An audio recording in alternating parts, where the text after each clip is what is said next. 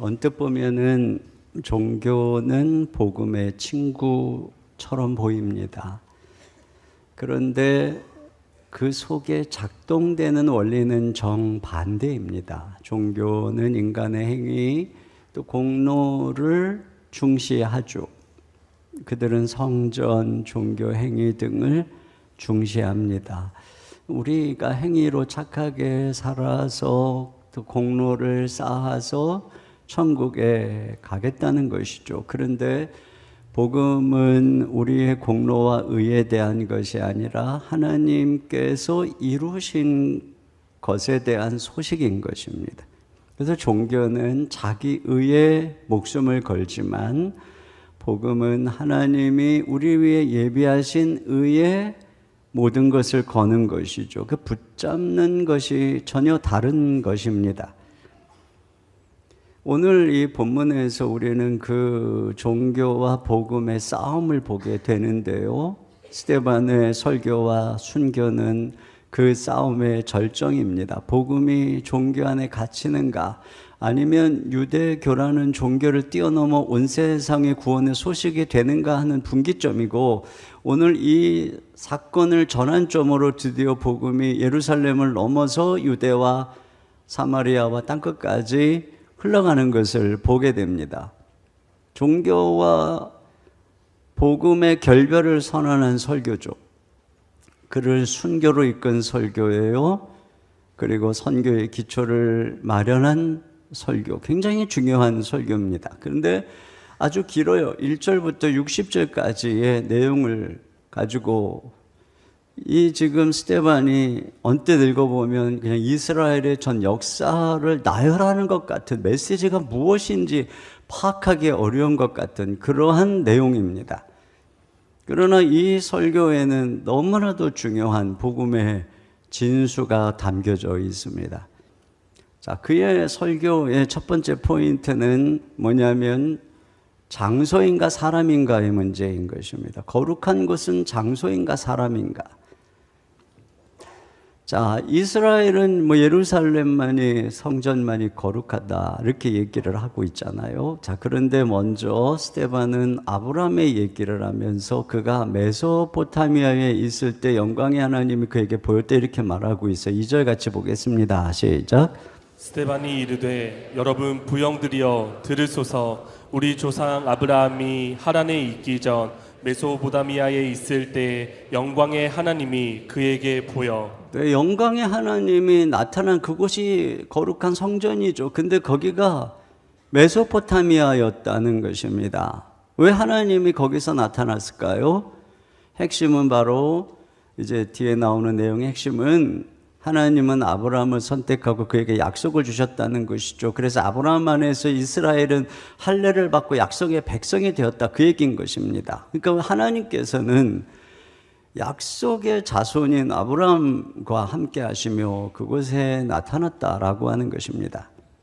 그 다음에 나오는 장소는 애굽입니다. 이번에는 하나님 애굽에서 요셉과 함께 했다는 것입니다. 9절입니다. 시작. 여러 조상이 요셉을 시기하여 애굽에 팔았더니 하나님이 그와 함께 계셔. 네, 하나님이 거기서 함께 계셨어요. 그 애굽에서. 그리고 그가 국무총리가 돼서 그의 보호 아래서 이스라엘 온 가족이 다 애굽에 내려가 살잖아요.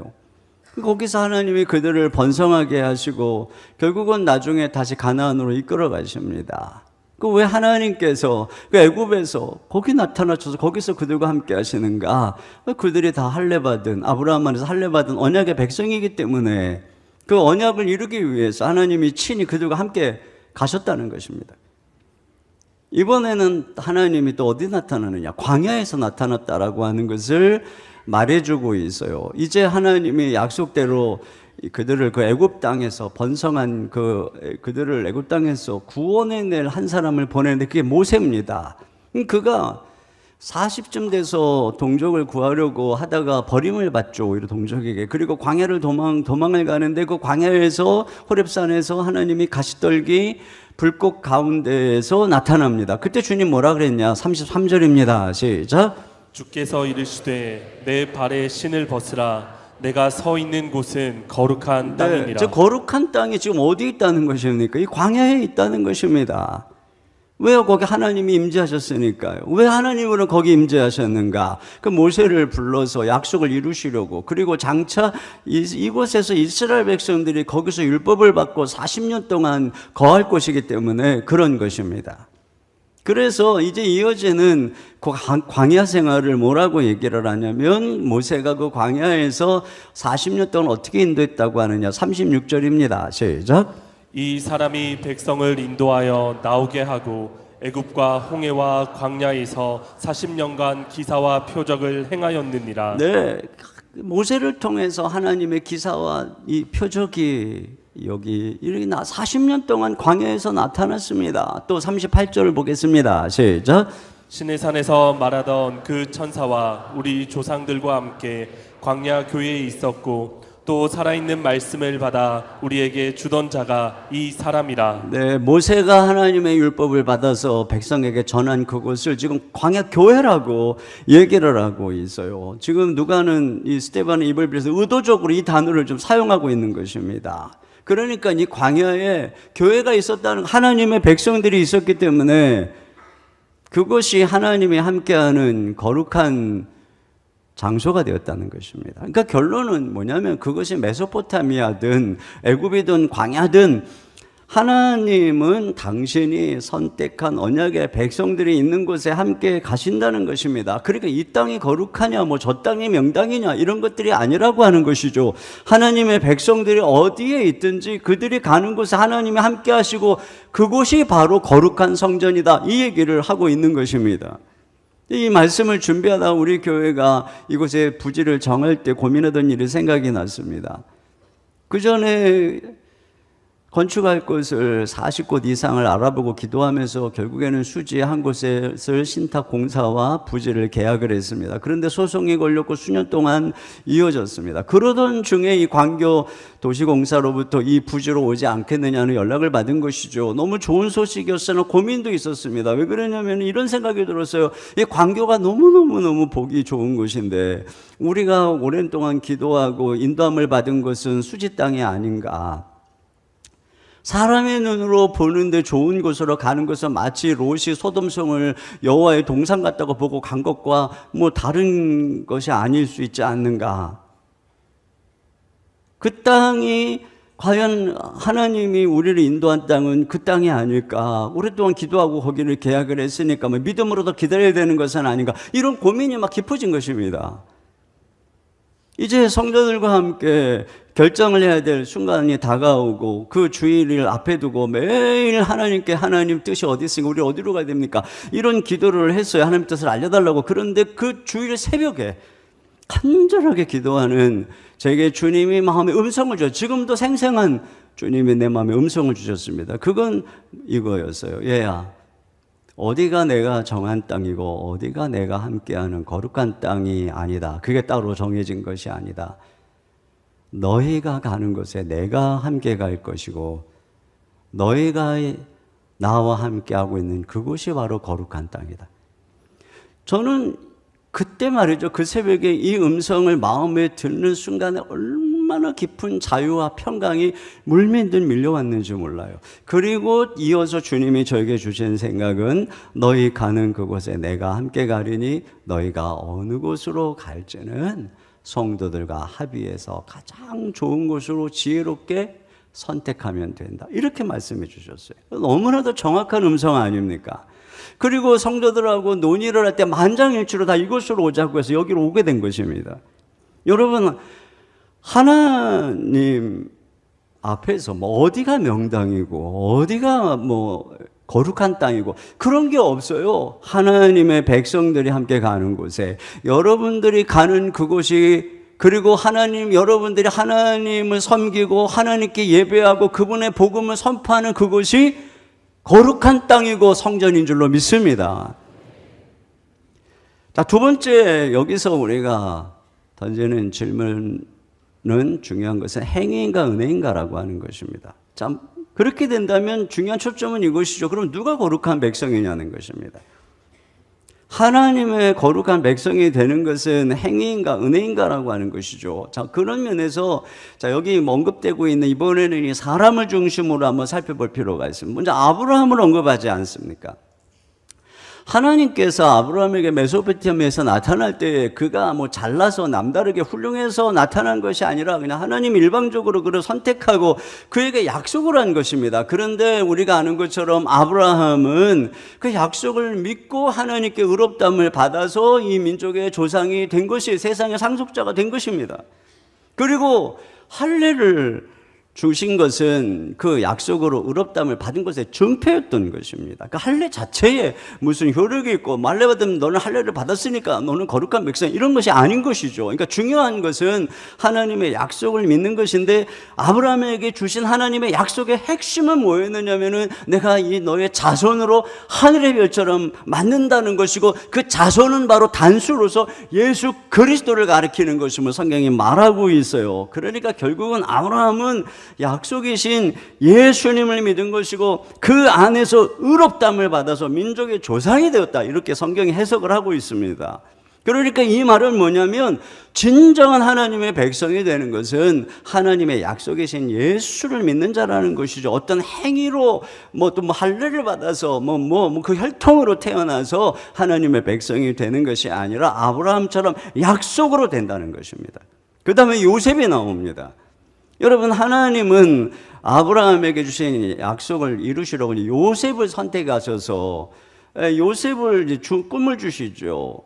그런데 그들을 위해 선택한 요셉을 그 형들이, 즉 여기는 조상이라는데 조상들이 시기해서 애국으로 팔아버립니다. 이걸 보면은 그 조상들에게 어떤 의로움이 없어요. 하나님의 뜻을 전혀 모르는 것입니다. 그런데 그들이 배척한 요셉을 애국과 바로의 집의 통치자로 하나님이 세웠다 이렇게 얘기를 하고 있어요. 그래서 그 안에서 흉년을 만난 이스라엘이 양식을 얻고 그 보호 아래서 번성하게 되는 것을 알 수 있습니다. 근데 결국은 이것을 통해서 우리는 스데반은 얘기하고자 하는 거죠. 이 요셉은 하나님이 우리에게 주신 약속을 이루기 위해서 보내신 예수님을 상징하는 것입니다. 그래서 이스라엘이 요셉을 그리했던 것처럼 예수님을 시기해서 죽입니다. 그런데 하나님께서는 그 예수님을 부활시키셔서 하나님 보좌 우편에 앉히시죠. 그래서 온 땅의 통치자로 삼으신 것입니다. 그래서 교회가 애굽 같은 이 세상에서 왕이신 예수 그리스도의 보호 아래서 번성해서 결국에는 저 새하늘과 새 땅에 들어가게 되게 하시는 거죠. 그것이 바로 이 세상에서 우리 주 예수 그리스도의 요셉처럼 교회를 보호하고 계시다는 것입니다. 자, 그 다음에는 모세인 것입니다. 모세. 자, 이제 모세는 드디어 그 약속을 성취하기 위해서 그들을 애굽의 압제에서 구출하기 위해서 보내받은 인물입니다. 그런데 이 모세도 또 동족에게 배척을 받아요.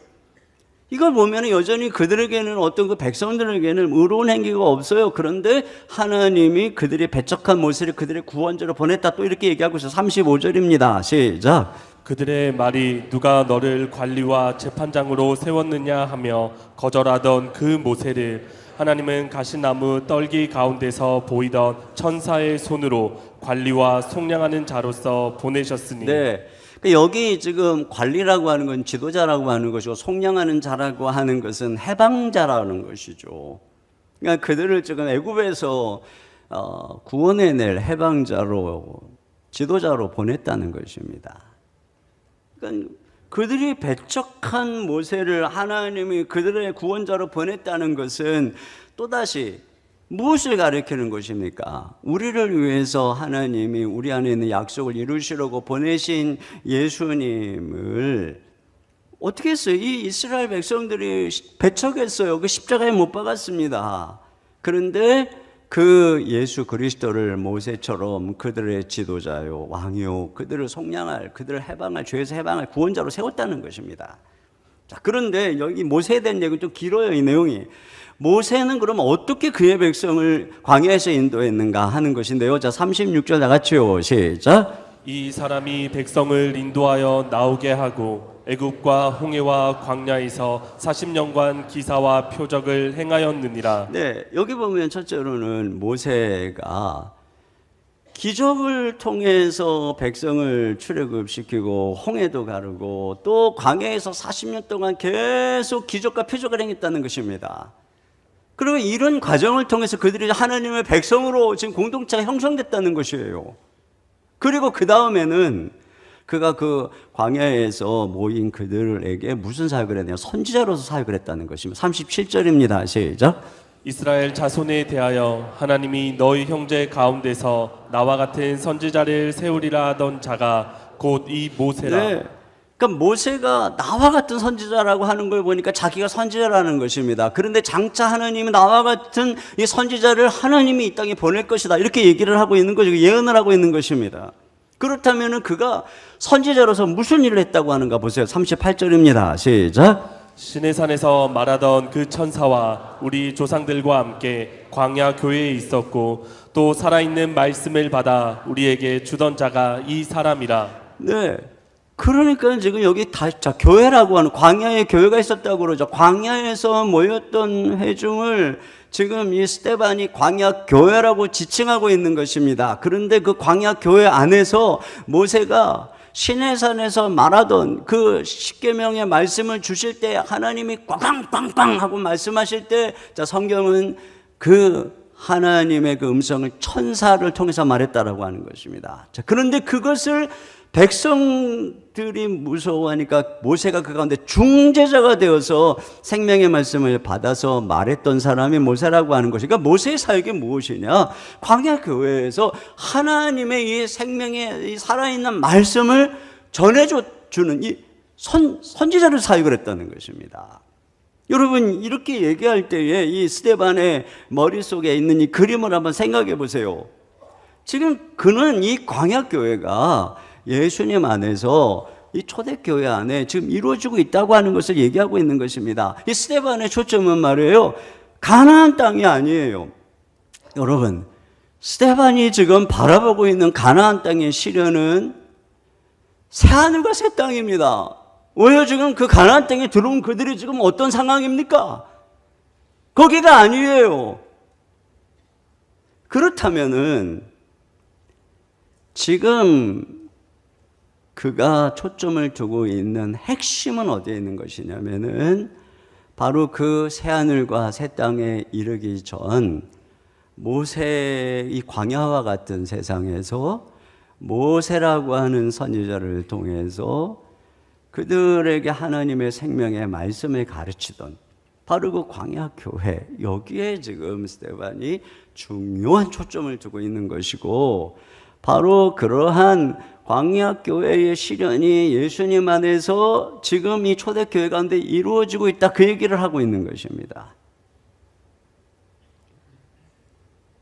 그래서 예수 그리스도의 죽음과 부활의 표적, 그리고 그 예수님의 이름으로 사도들이 행하는 기사와 표적을 통해서 교회가, 사람들이 회심하고 교회가 모이기 시작한 것입니다.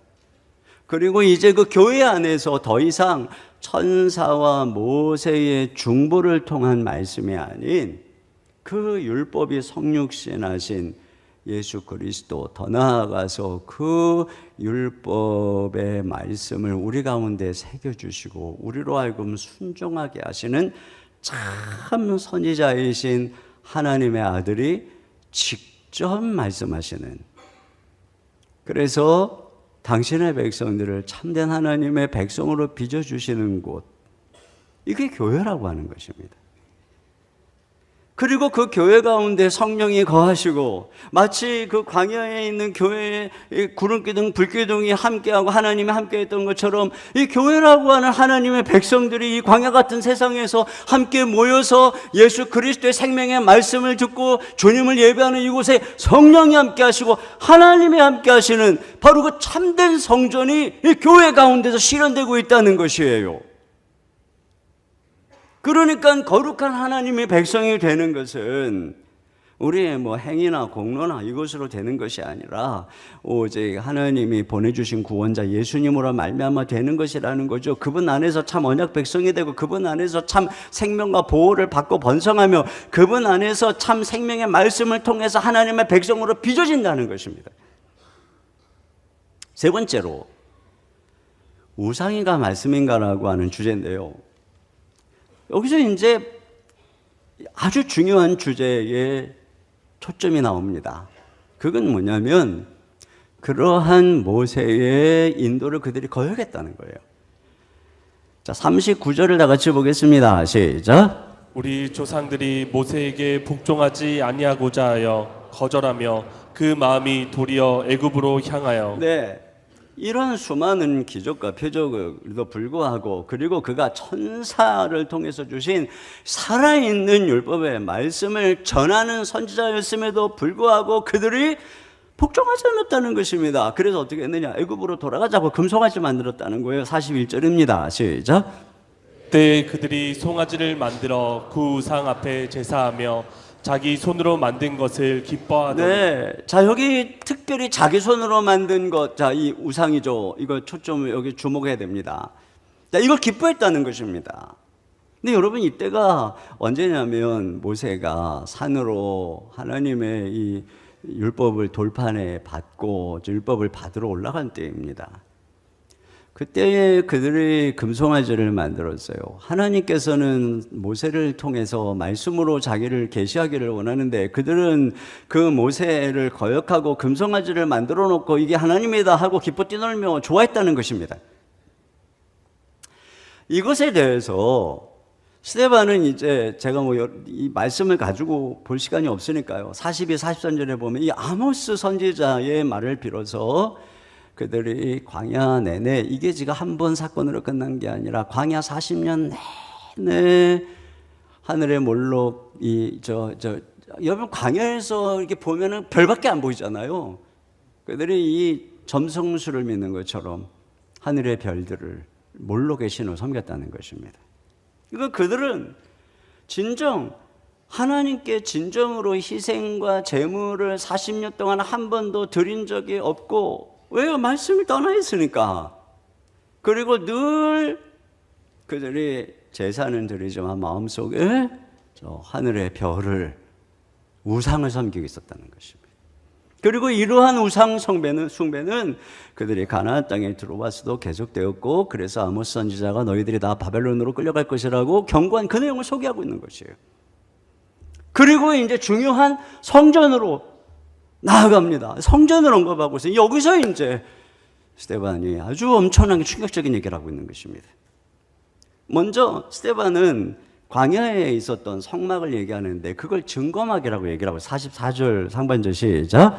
광야에서 우리 조상들에게 증거의 장막이 있었으니. 여러분 성막을 증거막이라고 하는 이유는 그 성막 안에 법궤가 있었죠. 법궤 안에 이 십계명의 두 돌비가 있었습니다. 그것을 가리켜서 증거막이라고 하는 거예요. 그걸 보관하고 있는 곳으로서 그 율법의 생명의 말씀을 보관하고 있는 곳으로서의 증거막이라고 하는 거죠. 그러니까 증거막이라고 하는 명칭의 강조점이 어디에 있는 거냐면 율법에 있는 것입니다.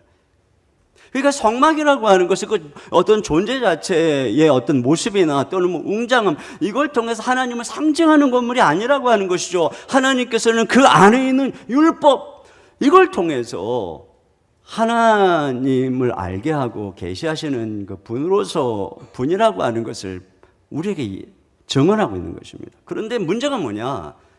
그들이 가나안 땅에 이 성막을 가지고 들어와서 결국엔 솔로몬이 성전을 지었다는 것이죠.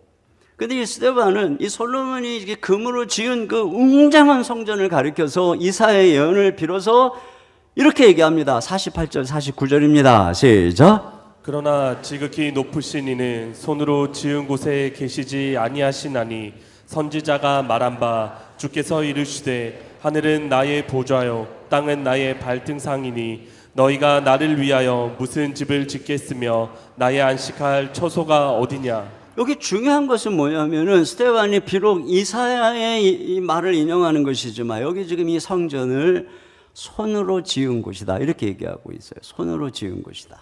자, 앞에서 금송아지를 손으로 만든 것이다 이렇게 얘기했잖아요. 근데 지금 성전을 그 우상처럼 그들이 손으로 지은 것이다 이렇게 얘기하고 있어요. 특별히 구약에서 이 우상을 표현할 때는 손으로 지은 것이다 이렇게 말을 하거든요. 시편 115편 4절입니다. 시작. 그들의 우상들은 은과 금이요 사람의 손으로 만든 것이라. 네, 그러니까 스데반은 지금 이 성전이 바로 과거에 그들이 금신상을 만든 이 우상의 비유를 하고 있는 거예요. 이거 굉장히 충격적인 얘기를 하고 있는 것이죠. 물론 여러분이 이 말씀을 잘못 또 이해해가지고 그래 오늘날 이 예배당을 막 건축하고 이런 것은 다 금송아지 건축하는 것이다. 여러분 그렇게 얄팍하게 적용하면 안 되는 것입니다. 그건 또 다른 종교적인 잣대이고 자칫 자기 신념의 숭배일 수 있는 것이죠. 왜냐하면 성경을 보면은 하나님은 다윗이 성전 건축하려는 마음을 기쁘게 여기시고 그로 인해서 다윗 자손 대대로 언약을 주셨습니다. 또 솔로몬에게 이 성전 건축을 허락하셨고 솔로몬이 성전을 건축하고 기도하며 봉헌할 때 하나님의 불이 내려와서 그 번제물을 살랐고 하나님의 영광이 성전 안에 가득했다 이렇게 역대하 7장에 말하고 있습니다. 그러니까 한 단면만 딱 보고서는 성전 짓는 건 우상 숭배야 이렇게 얘기할 수 없는 것이죠. 그러면 여기서 강조하고 있는 중요한 점이 무엇입니까?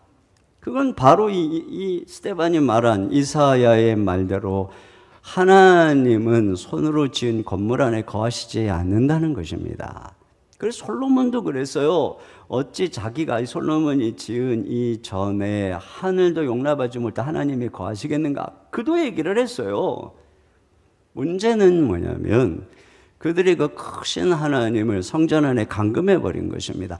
이 성전과 여호와 하나님을 동일시해 버린 것입니다. 성전의 화려함과 웅장함이 곧 하나님을 상징하는 것처럼 만들어 버린 것입니다. 하나님을 가지고 축소해 버린 것입니다. 결국은 솔로몬이 금으로 만든 성전이 하나님이 된 거죠. 우상이 돼 버렸다는 것입니다. 또 이 성전의 모델이 되는 성막을 뭐라 그래서 증거막이라 그랬잖아요. 그분의 율법의 말씀을 봉헌하는 것이라는 말입니다. 그러니까 중요한 것은 이 율법을 지키며 하나님께 순종하는 백성이 되는 데 있는 것입니다. 그것의 기능인 것이죠. 그런데 정작 이들은 하나님의 율법은 어기면서 그 율법대로 살지 않으면서 성전이 존재하는 한 우리가 여기서 제사를 드리는 한 하나님은 우리와 함께 계시고 하나님은 우리를 보호해 주시고 이렇게 생각했다는 것입니다. 율법을 순종하지 않고 변화되지 않으면서 내가 하나님께 제물을 드리고 뭐 예배를 드리고 그러면 하나님이 나와 함께 할 거야 이렇게 이게 다라고 생각했다는 것이죠. 그러니까 스데반의 얘기는 이게 우상 숭배와 다른 게 뭐냐는 것입니다.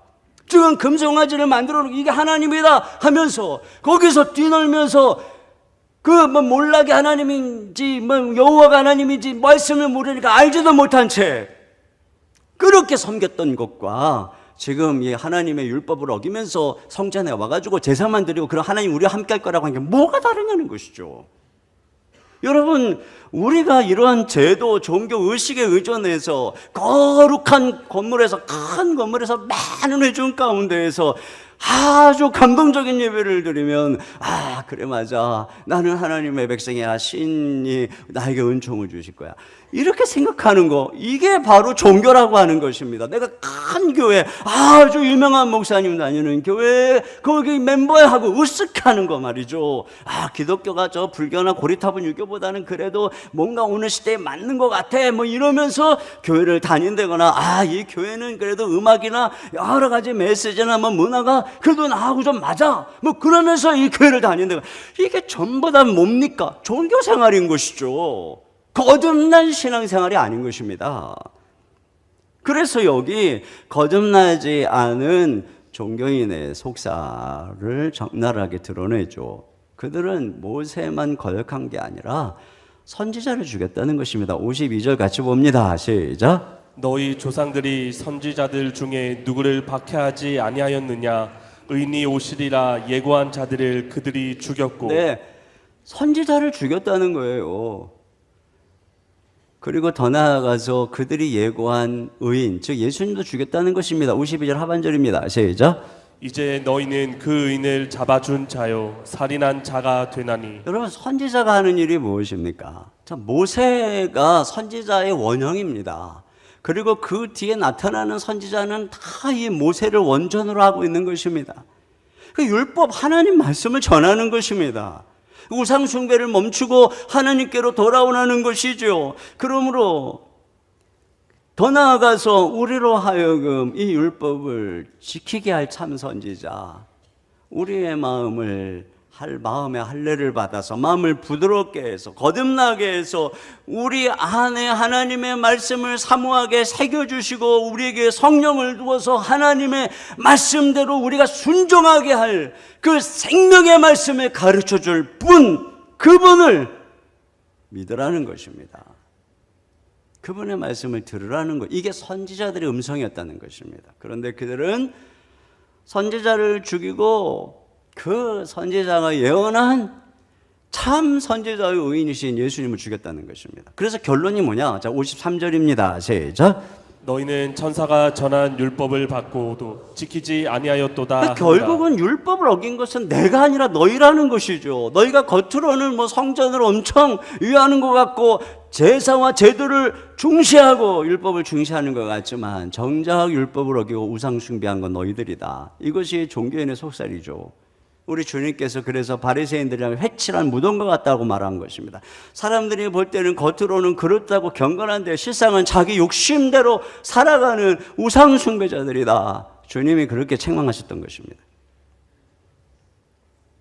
이러한 스데반의 설교는 그들의 마음을 찔렀습니다. 자, 54절. 그런데 그들의 반응이 어떤가 보세요. 54절 시작. 그들이 이 말을 듣고 마음에 찔려 그를 향하여 이를 갈거늘. 마음에 찔린다는 것은 그 말씀이 좌우의 나일선 검처럼 예리해서 그들의 숨은 생각을, 그들의 숨은 죄를 드러냈다는 것입니다. 찔렀다는 것이에요. 그렇다면 회개해야 되는데 그들은 회개 대신에 어떻게 했느냐? 스데반을 향해서 이를 부두둑 갈았다는 것입니다. 자기의 죄를 드러내는 그 스데반을 미워하면서 마치 예수님을 향해 그랬던 것처럼 스데반을 향해 이를 부득 갈았다는 거예요. 그때 스데반에게 나타난 걸 보세요. 스데반은 무엇을 보고 있느냐? 55절 56절입니다. 시작. 스데반이 성령 충만하여 하늘을 우러러 주목하여 하나님의 영광과 및 예수께서 하나님 우편에 서신 것을 보고 말하되 보라 하늘이 열리고 인자가 하나님 우편에 서신 것을 보노라 한대. 네. 여러분 처음에 이 설교 시작할 때 아브라함에게 영광의 하나님이 나타났다고 했죠. 근데 지금 여기 설교 말미에 스데반이 하나님의 영광을 보고 있습니다. 지금 바로 아브라함에게 함께 하셨던 그 하나님이 스데반과 함께 하고 있는 것이죠. 여기가 바로 하나님이 함께하는 성전이었다는 것입니다. 그 성전의 하늘문이 성전을 중시하는 그들에게 열린 것이 아니라 지금 스데반에게 열리고 있어요. 그러면서 그가 하늘에 계신 보좌에 계신 이와 그 우편에 서신 예수님을 보고 있습니다. 여러분 이것이 주는 아주 중요한 메시지가 있어요.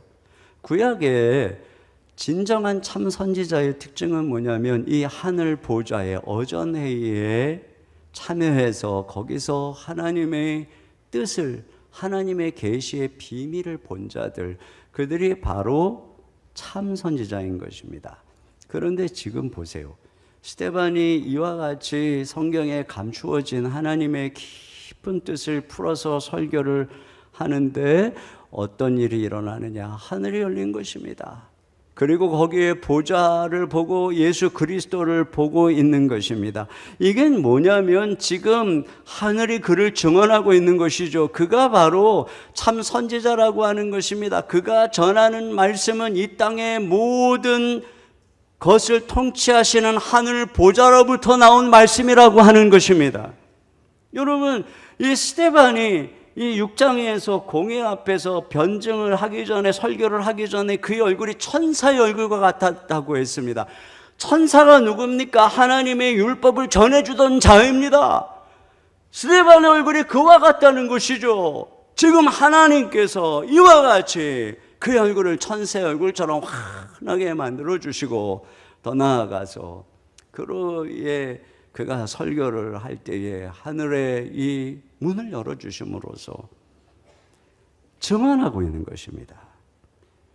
이 스데반이 진정한 참 선지자로서 참된 하나님의 말씀을 전하고 있다. 진정한 복음을 계시하고 있다는 것이죠. 자, 그런데 그들의 반응은 어떤가 보세요. 57절 나같이요. 시작. 그들이 큰 소리를 지르며 귀를 막고 일제히 그에게 달려들어 큰 소리를 지르면서 아주 특이한 귀를 막았어요. 이게 무엇입니까? 안 듣는다는 거예요. 이와 같이 하나님이 스데반을 통해서 그의 얼굴도 천사처럼 만들어주시고 하늘도 열리고 엄청난 하나님의 말씀을 전해주는데 이걸 안 들어요. 꽉 귀를 막고. 왜? 이것이 지금 자기를 찌르고 있으니까. 결국 앞에서 스데반이 말한 것처럼 그들은 마음과 귀의 할례를 받지 않았어요. 육체적으로는 할례를 받았지만, 그러니까 말씀이 안 들리는 것입니다. 말씀을 통해서 자기가 죄인이라는 것을 들여다볼 줄 모르는 것입니다. 육체에만 할례를 받고 의식적으로만 종교인이었지 마음에서부터 변화된 사람이 아니었다는 것입니다. 그렇기 때문에 하나님의 말씀을 들을 때에 자기의 눈에 있는 들보는 볼 줄을 모르고 그 말씀을 가지고 늘 다른 사람에게 들이대면서 다른 사람의 티끌을 보고 판단하고 있는 것입니다.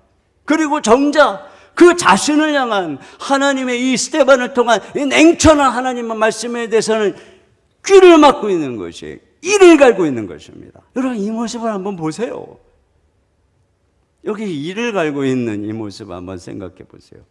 제가 이 이를 간다고 할 때 탁 떠오르는 것은 바로 예수님이 특히 마태복음에서 천국에서 쫓겨난 자들의 특징을 말씀하실 때에 그들이 바깥 어두운 데에 쫓겨나서 슬피 울며 이를 갈미 있으리라, 이렇게 얘기를 했어요. 그리고 이 마태복음에서 특별히 주님이 경고한 사람들은 대부분 유대인, 바리새인, 종교인, 율법사 이런 사람들이었습니다.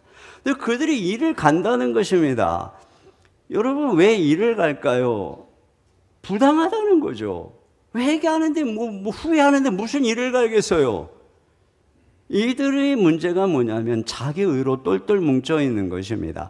자기들이 남들보다 의롭기에 종교적인 열심을 가지고 경건하고 금식도 하고 기도도 하고 예배도 드리고 헌신도 하고 그러기 때문에 우리 같은 사람을 하나님이 기뻐하실 거야, 이런 자부심을 갖고 있는 것입니다. 자기들은 하나님께 칭찬받고 상급받을 사람이요 천국의 윗목은 우리 차지다, 이렇게 생각하고 있는 사람들입니다. 그런데 그런 자기들이 바깥에 쫓겨난다고 생각하니 이걸 못 받아들이는 것이죠. 이를 부드득 깔고 있는 것입니다. 이 종교인들의 모습이 이렇다는 거예요. 예수 믿어야 천국 간다는 복음을 이야기하면 은근히 값싼 복음이라고 멸시하고 기독교가 선행을 강조하지 않고 예수 믿으면 구원받는다는 싸구려 복음을 증거하니까 오늘날 교회가 엉망이 아니냐, 이렇게 큰 소리를 외치며 분노합니다. 결국 그들은 천국에서 쫓겨날 때도 받아들이지 않고 하나님을 향하여 이를 갈죠. 이 땅에서도 자신들의 깊은 자기의의 죄를 드러내는 말에 분노하고 이를 갈고, 지옥에서도 이를 갈고, 이게 무슨 얘기입니까? 영원히 회개하지 않는다는 것입니다. 이것이 바로 자기의의 무서움이에요. 이런 사람 많이 봤어요. 정말 숨을 거두는 순간에도 아주 평생 착하게 사신 분인데, 여러분 정말 기도해야 됩니다. 복음의 최대의 적은 죄가 아니라 자기의입니다. 이 자기의가 죄의 중심입니다. 그래서 우리를 그리스도 이 베스트와 떼어놓는 것은 죄, 배드가 아니라 율법, 선한 것들, 베터인 것입니다. 예수님이 우리의 죄를 짊어지시고 죽으셨기 때문에 죄인이 그 죄를 회개하며 얼마든지 하나님 앞에 나아갈 수 있어요. 그 길을 아무도 방해하지 못합니다. 그런데 유독 종교인들만큼은 자기가 하나님을 만족시킬 선한 행위를 했다고 하는 자기 만족에 빠져서 하나님께서 예배하신 이 은혜의 길, 십자가의 길을 거부합니다. 그 은혜를 차갑게 거부합니다. 그래서 내 힘으로 얼마든지 나는 의롭게 살 수 있어. 이렇게 하나님의 은혜를 차갑게 거절하는 사람이 다른 사람에게 은혜를 베풀 수 있을까요? 그래서 이렇게 자기 의를 주장하는 종교인들이 누구보다 타인의 실수와 연약함에 무섭고 냉정하게 반응을 하는 것이고, 역사적으로 보면은 종교의 이름으로 그 교만으로 얼마나 많은 전쟁과 악이 자행되었고 얼마나 무자비한 행태가 이 종교인들에 의해서 벌어졌는지 역사가 증언하고 있는 것입니다. 지금도 마찬가지인 것입니다. 근본주의적인 신앙을 갖고 자기들만이 옳다고 큰 소리를 외치며 온갖 모든 교회를 비난해야 되는 유튜버들, 그들 안에서 얼마나 바리새인의 더러운 악이 흘러나오는지 모르겠어요. 근데 또 그걸 또 진정한 하나님의 이 시대의 선지자가 나왔다는 등 하면서 온통 쫓아다니고 있는 수많은 성도들을 보면 정말 한심하기 짝이 없습니다.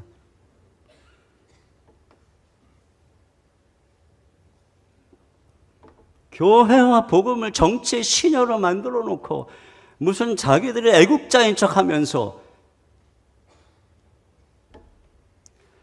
여러분 그러나 그 스데반을 보세요. 그의 최후의 모습을 보세요. 59절 다 같이 보겠습니다. 시작. 그들이 돌로 스데반을 치니 스데반이 부르짖어 이르되 주 예수여 내 영혼을 받으시옵소서 하고 무릎을 꿇고 크게 불러 이르되 주여 이 죄를 그들에게 돌리지 마옵소서, 이 말을 하고 자니라. 네, 여기 이 마지막 장면은 우리 주 예수님이 운명하실 때 모습과 너무나도 똑같습니다. 자기를 돌로 치는 자들의 영혼을 위해서 기도하고 죄를 그들에게 돌리지 말아달라고 하죠. 스데반의 설교는 누군가를 비난하고 정죄함에 통쾌함을 느끼는 그런 설교가 아닙니다. 그는 진정으로 가슴 아파하고 진정으로 그들을 사랑하기에 자기가 죽을 것을 알면서도 이 생명의 구원의 복음을 전하고 있는 것이지요. 여러분, 스데반은 힘이 없어서 죽은 것이 아닙니다. 그는 믿음과 성령이 충만하고 은혜와 능력이 충만하고 지혜와 성령이 충만한 사람입니다. 결국은 그리스도가 충만한 사람입니다. 그 안에 충만하기 때문에, 너무나 충만하기 때문에 그는 자기의 목숨까지 내어주신 것이지요. 이것이 십자가의 능력이고 은혜의 능력이고 사랑의 능력이고 진정한 선인 것입니다. 여러분, 우리가 얼마나 도덕적인 태도를 가지고 있는가, 얼마나 율법적인 태도를 가지고 있는가, 얼마나 성전과 예배와 제사를 중시하는 엄격한 종교적 태도를 가지고 있는가, 이것이 그 사람이 진정한 신앙인이라고 하는 증거가 아니라 그리스도에 대한 태도인 것입니다.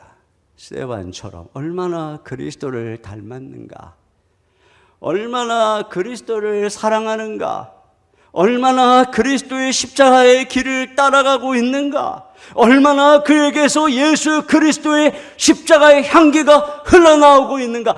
시금석은 그 한 가지예요. 그 어떤 종교적인 것들을 강조하고 중요시한다고 그 사람이 아니에요. 물어야 됩니다. 여러분은 정말 예수님을 주로 영접한 적이 있습니까? 여러분이 어떤 도덕적인 태도를, 어떤 인연적인 태도를 가지고 있느냐, 이걸 묻는 게 아닙니다. 예수 그리스도, 그분을 사랑하는가, 그분이 여러분의 주님이 맞는가, 그분 앞에서 내가 죄인임을 고백했는가, 그 분으로 말미암아 거듭났는가, 이거예요. 영국의 위대한 부흥을 이끈 사람이 조지 히필드입니다. 이 조지 히필드, 그는 옥스퍼드 대학을 다닐 때 존 웨슬리, 찰스 웨슬리 형제와 더불어서 홀리 클럽에 가입을 합니다. 그 홀리 클럽은 좁은 문으로 스스로 들어가기를 힘쓰며 극단적으로 절제하고 철저하게 기도하고 말씀 보고 세상에 대해서 멀리하고 세상의 것들을 배설물로 여기고 철저한 규율을 따라 1분 1초도 낭비하지 않고자 하면, 그래서 거룩하게 살고자 하는, 그래서 예수 그리스도를 따라가고자 하는 바로 그러한 그룹이었습니다. 그런데 그렇게 살아가던 어느 날 조지 휘필드가 어느 한 위대한 하나님의 사람의 책을 읽으면서 거기서 거듭남의 필요성에 대해서 듣습니다. 이런 종교적인 행위가 아니라 거듭나야 된다는 사실에 대해서 듣습니다.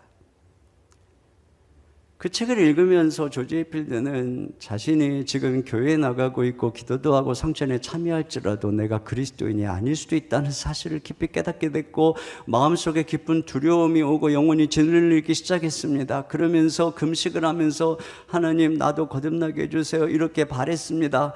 과거와 현재의 모든 죄의 목록을 작성해서 매일 고백했습니다. 그럼에도 불구하고 마음에 평강은 없었고 하나님의 생명을 소유할 수가 없었습니다. 금식하면 너무 기력이 떨어져 계단을 기어 올라가지도 못할 지경이 되었습니다. 그렇게 간구하고 그렇게 고대하던 어느 날 그가 다니던 대학의 기숙사의 한 병상에 누워있을 때 그의 영혼을 주님이 찾아오셨습니다. 그가 그렇게 고대할 때 하나님의 생명이 그에게 주어졌습니다. 그가 이렇게 고백합니다. 하나님이 무거운 짐을 치워주셨다. 살아있는 믿음으로 그분의 아들을 붙잡을 수 있게 하시고 양자의 영을 주사 내 영혼을 인치셨다. 죄의 무게가 사라지고 수심에 잠긴 영혼에 하나님의 사랑이 가득 차고 기쁨으로 가득했다. 내 기쁨이 홍수처럼 강둑을 넘어 범람했다. 여러분에게는 과연 이런 고민이 있었습니까? 나는 정말 믿음으로 거듭난 사람인가? 죄인임을 인정하고 고민해 보셨습니까? 아니면 나는 그래도 남보다 선하고 못된 신앙으로 어려서부터 교회 다니고 그러기 때문에 나는 의로워 이렇게 생각하고 있습니까? 조지 휘필드가 이런 말도 했습니다.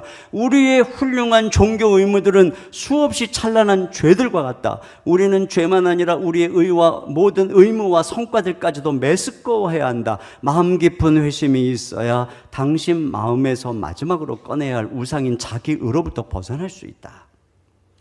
자기 의로 가득 찬 종교인이 되는 것으로서는 절대 천국에 못 가는 것입니다. 예수님을 믿어야 되는 것입니다. 거듭남을 사모해야 되는 것입니다. 그리고 바로 그 예수 그리스도를 따라갈 때 비로소 전에는 내가 그렇게 큰 소리를 쳤어도 지키지 못했던 하나님의 율법의 말씀에 순종하기 시작하는 것입니다. 결론입니다. 58절 보십시오. 다 같이요. 시작. 성 밖으로 내치고 돌로 칠세 증인들이 옷을 벗어 사울이라 하는 청년의 발 앞에 두니라. 그가 성 밖으로 내쳐지고 돌로 쳐 죽임을 당합니다. 그런데 증인으로서 사울이란 청년이 그 현장에 있죠.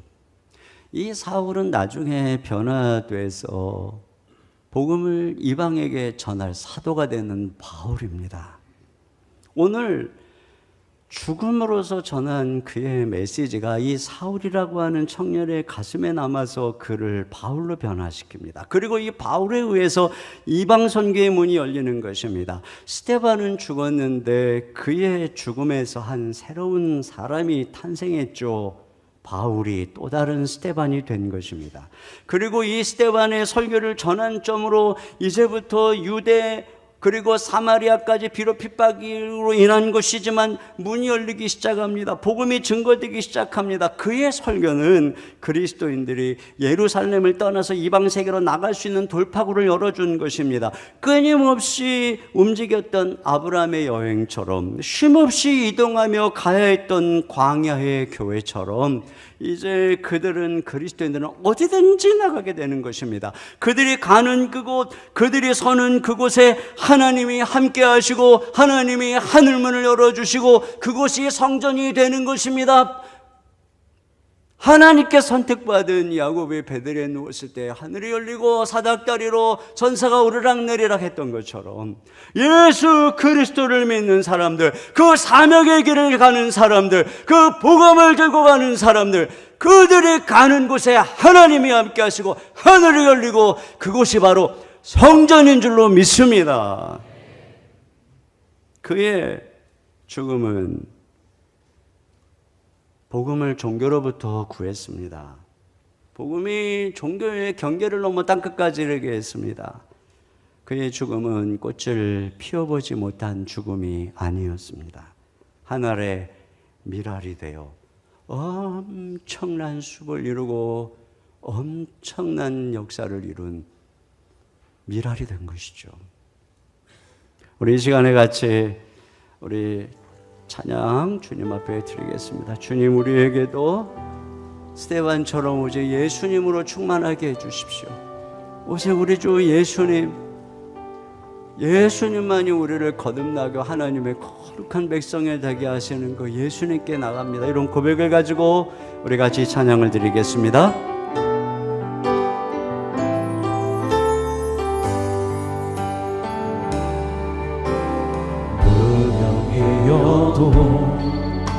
공허하지 않은 것은 예수 안에 난 만족함이라. 가난하여도 부족하지 않은 것은 예수 안에 오직 나는 부요함이라. 고난 중에도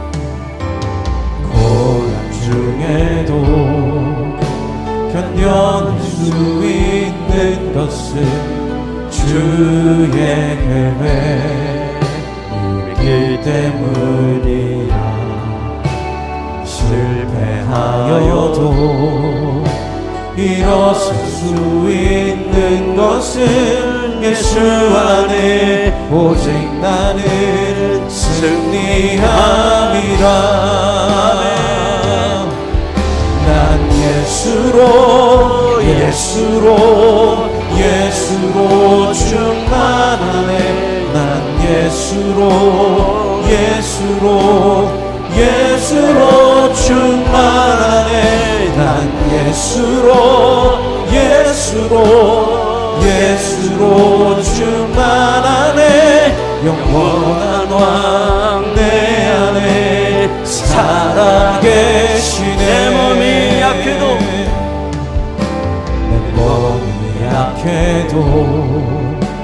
낙심하지 않는 것은 예수 안에 난 완전함이라. 화려한 세상 부럽지 않은 것은 난 예수로 충만함이라.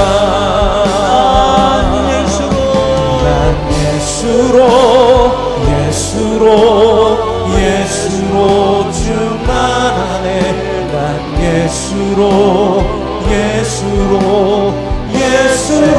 충만하네. 난 예수로 충만하네.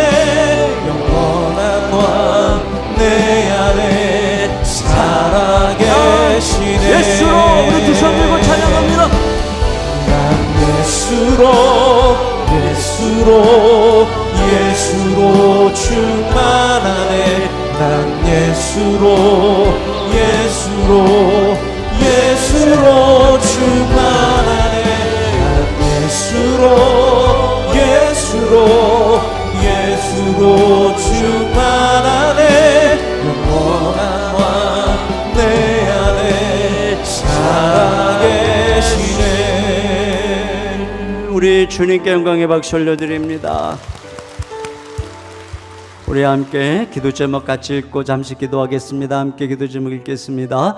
거룩한 곳은 장소가 아니라 하나님의 언약 백성들이 하나님과 함께 밟는 모든 땅이 거룩한 땅임을 온전히 알고 깨닫게 하소서. 아멘. 우리의 의로운 행위가 아닌 오직 은혜로 하나님이 보내신 구원자 예수 그리스도를 통해 우리가 진정 하나님의 거룩한 백성이 되었음을 온전히 믿게 하소서. 아멘. 우상을 섬기고 자기 의로 가득 차 있던 종교인이 아닌 스데반처럼 우리도 예수님만을 사랑하고 예수님만을 전하며 예수님만을 닮아가게 하소서.